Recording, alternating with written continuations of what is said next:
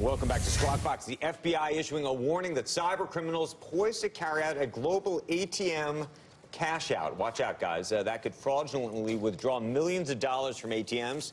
Charles Henderson is the global head of IBM's X-Force Red, an internal hacking lab that works with corporate clients on security concerns. And this one is a biggie. Good morning to you, Charles. Good morning. So how exactly would this work? So there's really two factors in this attack that are really important.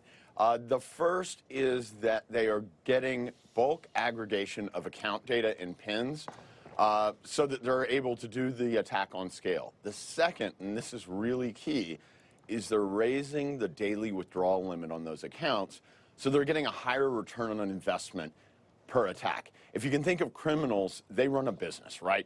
And they're really interested in return on investment, just like any business is. So they want the maximum return on investment per action. And from a very selfish and personal standpoint, there are people who are going to be watching this segment right this minute who are going to think to themselves, is my account at risk? So that's the question. Is everybody's account at risk? And what do they do about it? Well, there's two factors here. I mean, is your account at risk?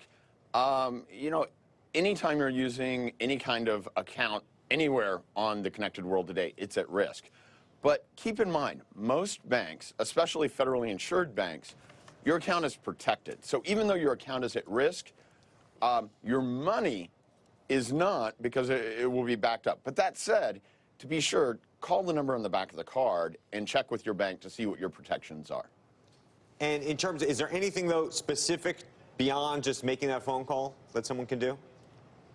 Yeah, you know, there actually is. And anytime you have this kind of problem out there, it's sort of a wake-up call and maybe a reminder to do things that you should have been doing this whole time, like checking your account balance periodically, looking over your statement, looking for withdrawals that you don't recognize or charges that you don't recognize. But as well, that same number on the back of the card, call them and ask what your daily withdrawal limit is. If it seems abnormally high, go ahead and lower it to a number you can live with.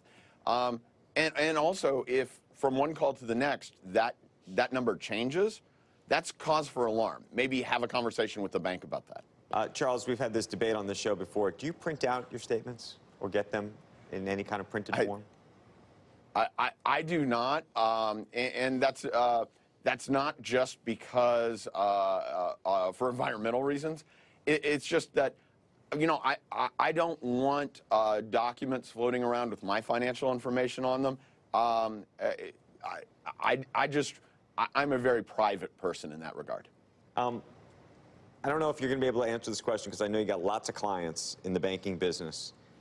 Are there particular banks that you think have superior technology to others and ones that are specifically less capable of dealing with something like this?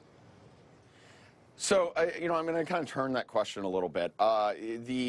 Look, we've got, we deal with very large banks, very small banks, and the common denominator on banks that can deal with threat is the banks that have a strong and comprehensive testing program. If you think about what my team, X-Force Red, does within IBM, we play the part of a criminal.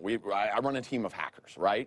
And the banks that hire us or hire someone to go out and simulate and to predict that hacker attack or that criminal attack before it actually happens, those are the teams that are best prepared.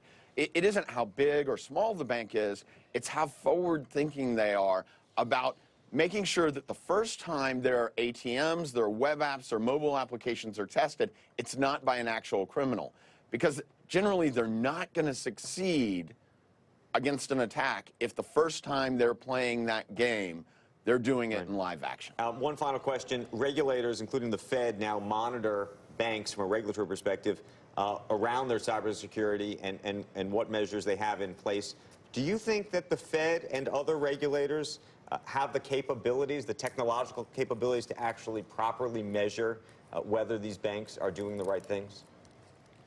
So look, regulation is great for getting a minimum bar for compliance purposes. But in order for security to succeed, you can't aim for the minimum bar. You can't be the slowest gazelle in the herd, so to speak. We need to shoot for a much higher bar and look at things like best practice, look at trying to excel, not merely survive. Okay. Charles Henderson, IBM X-Force Red. I have to say, IBM always has the best names for its groups. X-Force Red's X-Force Red's kind of pretty cool. pretty good. Code Red. Hey, we love the name. Thank Nice to you. see Appreciate it. I got excited. There was